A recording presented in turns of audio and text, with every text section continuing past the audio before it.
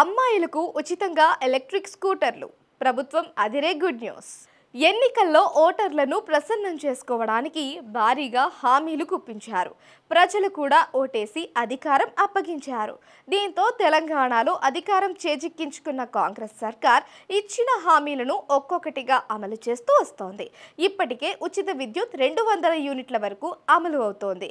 ఇంకా రైతు రుణమాఫీ అమలు చేస్తున్నారు. అంతేకాకుండా 500 రూపాయలకే గ్యాస్ సిలిండర్ కూడా ప్రకటించారు. అలాగే ఇందిరమ్మ ఇళ్ల స్కీమ్ అమలు కసరత్తు జరుగుతోంది.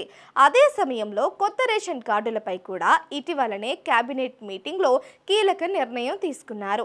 సబ్ కమిటీ ఏర్పాటు చేసి విధి విధానాలు రూపొందిస్తున్నారు. ఇంకా ఆరోగ్యశ్రీ లిమిట్ పెంచేశారు.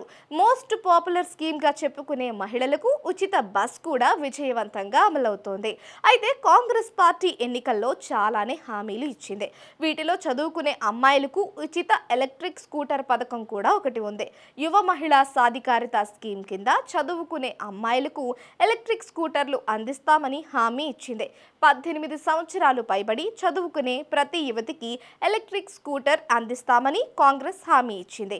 అయితే ఇప్పుడు ఆ స్కీమ్ అమలు ఎప్పటి నుంచి ఉంటుందనే అంశంపై చాలా మంది మాట్లాడుకుంటున్నారు. ఎందుకంటే కాలేజీలు ప్రారంభమయ్యాయి. చదువుకోవడానికి అమ్మాయిలు విద్యా సంస్థలకు వెళుతున్నారు. ఈ క్రమంలో ఉచిత స్కూటర్ స్కీమ్ ఎప్పటి నుంచి అమలు చేస్తారని అమ్మాయిలు కోరుతున్నారు. ఈ పథకం అమల్లోకి వస్తే చదువుకునే వారికి ఊరట లభిస్తుందని చెప్పుకోవచ్చు. అయితే ప్రభుత్వం ఈ పథకాన్ని ఎప్పటి నుంచి అమలు చేస్తుందో ఖచ్చితంగా తెలియడం లేదు. రేవంత్ సర్కార్ కూడా ఇప్పటి వరకు ఈ స్కీమ్ పై ఎలాంటి అధికారిక ప్రకటన చేయలేదు. కేవలం ఎన్నికలకు హామీగానే మిగిలిపోయింది.